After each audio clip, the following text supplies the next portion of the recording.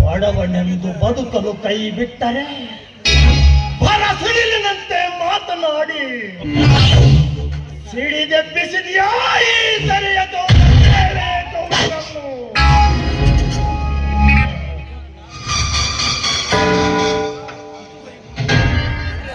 ಇದುವರೆಗೂ ಈ ಗೌಡ ಇಟ್ಟ ಸರಿ ಹುಸಿಯಾಗದೆ ಸಸಿಯಾಗಿ ಬೆಳೆದು ಹೆಮ್ಮರವಾಗಿ ಬೆಳೆದಿತ್ತು.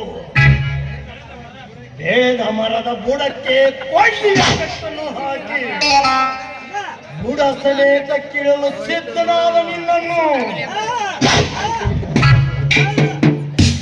ಎಟ್ಟದಾಕಾರವಾಗಿ ಬೆಳೆದು ನಿಂತ ನನ್ನ ಶ್ರೀಮಂತಿಕೆ ಖಜಾನೆಯಲ್ಲಿ ನಿನ್ನನ್ನು ಸುಟ್ಟು ಹಾಕಲಿಲ್ಲ.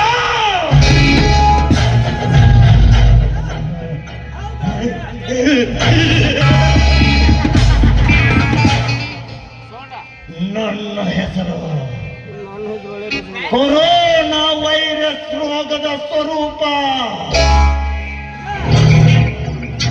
ಗೌಡ. ಬೇರೆ ಗೌಡನೇ ಅಲ್ಲ.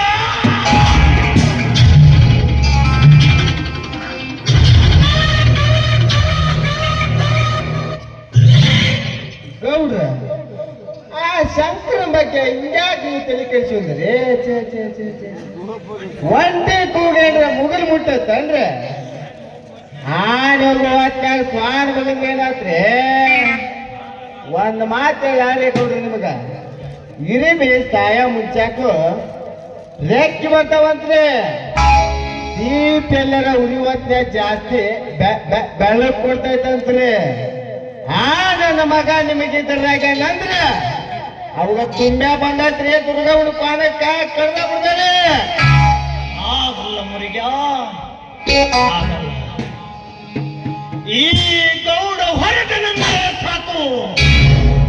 ಎದುರಿಗೆ ಬರುತ್ತಿರುವ ಜನ ಕೈ ಮುಗಿದು ಕಾಲಿಗೆ ಎರಗುತ್ತಿದ್ದರು. ಈಗ ನೋಡಿದರೆ ತುತ್ತು ಅನ್ನಕ್ಕೂ ಗತಿ ಇಲ್ಲದೆ ಭಿಕಾರಿ ಅಂತ ತಿರುಗುತ್ತಿದ್ದ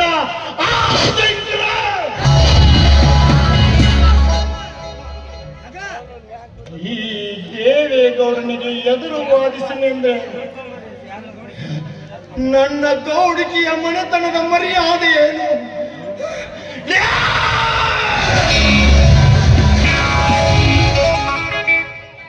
ಮುರಿಯ ಹಾಗಲ್ಲ ಮುರಿಯ, ಅವರಿಗೆ ತುಂಬಿ ಬರುವುದಲ್ಲ, ನಾವು ಕೊಟ್ಟ ಸಲುಗೆ.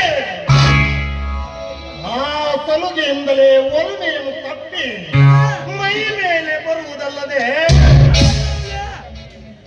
ಉಂಡ ಮಣಿಯ ಮೇಲೆ ದಂಡ ಎತ್ತಿ ಬರುತ್ತಿದ್ದಾರೆ ಆ ಪಂಚ ಬಡವರು.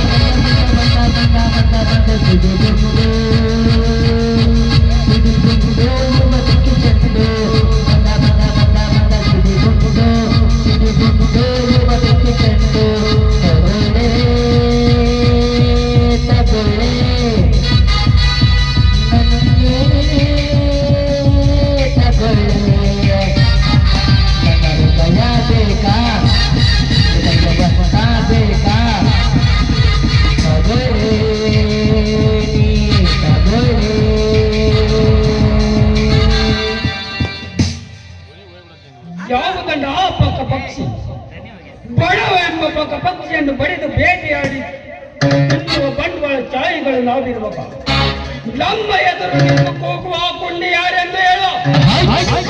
ಈಗಲೇ ಹೋಗಿ ಅದರ ಬೇಟೆಯಾಡಿಕೊಂಡು ಬರುತ್ತೇನೆ. ನೋಡು ನೋಡು ದೇವರಾಜ್, ಅದು ನಮಗೆ ಬೇಕಾದ ಬೇಟೆ. ಆ ಬೇಟೆಯನ್ನು ಇಷ್ಟು ಬೇಗ ಆಡಬಾರದು. ಯಾಕೆಂದ್ರೆ ಅದರಲ್ಲಿ ಕೋಟ್ಯಾನುಗಟ್ಟಲೆ ಬೆಲೆ ಬಾಳುವ ಆಸ್ತಿ ಅದರ ಕೈಯಲ್ಲಿದೆ. ಹೇಗಾದರೂ ಮಾಡಿ ಸಾಮೂಹಿಕವನ್ನು ಸಾಧಿಸಿ ಸಹಿ ಹಾಕಿಸಿಕೊಂಡು ಆ ನಂತರ ತಿಂದು ತೆಗೋಣ ಅದರ ಹಸಿ ಮಾಂಸವನ್ನು. ಅಲ್ಲ, ಕೋಟ್ಯಾನುಗಟ್ಟಲೆ ಆಸ್ತಿ ಬರುವುದಿದೆ ಎಂದು ಹೇಳಿ ಕಂಡ ಜನರ ಎದುರು ಕೋಟಿ ಮಾತುಗಳನ್ನಾಡಿದರೂ ನಾವು ಸುಮ್ಮನೆ ಇರಬಾರದು. ನಮ್ಮ ಮಾತಿಗೆ ಒಪ್ಪಿ ಸಹಿ ಹಾಕಿದರೆ ಸರಿ, ಇಲ್ಲ ಒತ್ತು ಎಳೆದುಕೊಂಡು ಬಂದು ಸಹಿ ಹಾಕಿಸಬೇಕು.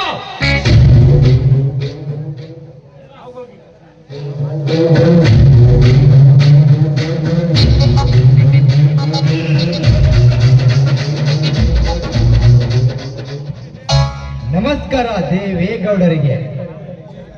ಏ ಯಾರಲ್ಲಿ ನೀನು? ದಾಸ ದೇವದಾಸ. ದೇವದಾಸ ಲೇ ದಾಸ, ಯಾರ ಅಪ್ಪಣೆಯನ್ನು ಪಡೆದುಕೊಂಡು ಈ ಗೌಡರ ಮನೆ ಬಾಗಿಲನ್ನು ದಾಟಿದ ಮಗನೇ ನೀನು? ಅಪ್ಪಣೆ.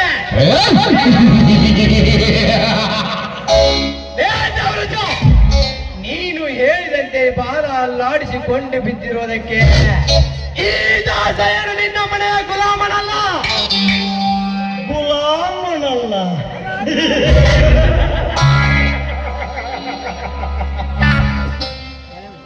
ಲೇ ದಾಸ, ಈ ಸುತ್ತು ಹತ್ತು ಇಲ್ಲಿ ವಾಸಿಸುವ ಜನ ಈ ದೇವೇಗೌಡನ ಗುಲಾಮರಾಗಿ ನನ್ನ ಪಾದಕ್ಕೆ ಸಲಾಮ್ ಮಾಡಿದರೆ ಸರಿ, ಇಲ್ಲ ಅನ್ನ ನೀರು ಕೊಡದೆ ಬಹಿಷ್ಕಾರ ಹಾಕುವುದೇ ಈ ಧರೆಯ ಮೇಲೆ ದರ್ಬಾರ ಮಾಡುವ ಈ ದೇವೇಗೌಡನ ಕಾಯಕ.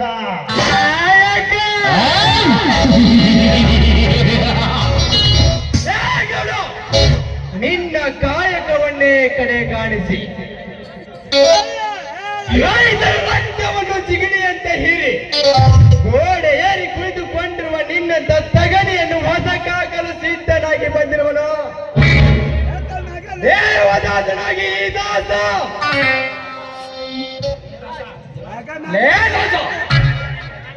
ಸುಮ್ಮನೆ ನೀಗರಾಡಬೇಡ, ನೀಗರಾಡಿ ನಿರ್ಗಮಿಸಬೇಡ ಈ ಗೌಡರ ಕೈ. ನೀನು ಇದುವರೆಗೆ ಜೀವಂತವಾಗಿದ್ದಿದ್ದೇ ದೊಡ್ಡ ನೋಡು, ಒಳ್ಳೆಯ ಮಾತಿನಿಂದ ಹೇಳುತ್ತಿದ್ದೇನೆ, ಇಲ್ಲಿಂದ ಹೊರಟು ಹೋಗು, ಇಲ್ಲ ಈಗಲೇ ನಿನ್ನನ್ನು ಸುಟ್ಟು ಹಾಕಿ ಬಿಡುತ್ತೇನೆ ಮಗನೇ. ಕೈಯಲ್ಲಿ ಪಿಸ್ತೂಲ್ ಇದೆ, ಬಂದೂಕು ಇದೆ ಎಂದು ಹೆದರಿಸಲಿಕ್ಕೆ ಬಂದರೆ ಆಕಾಶದಲ್ಲಿರುವ ನಕ್ಷತ್ರ ಎಣಿಸೋಕ್ಕಾಗಲ್ಲ, ಭೂಮಿ ಎಷ್ಟು ಐತಿ ಅಂತ ಅಳೆಯೋಕ್ಕೂ ಆಗಲ್ಲ. ದೇವರಾಜ, ನಿಮ್ಮಿಂದ ಈ ದಾಸನನ್ನು ಮುಟ್ಟುವುದಕ್ಕಾಗಲಿಲ್ಲ.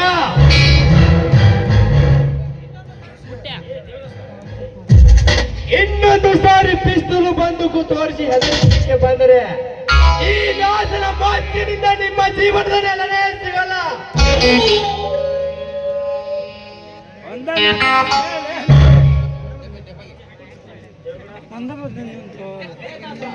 ಲೇ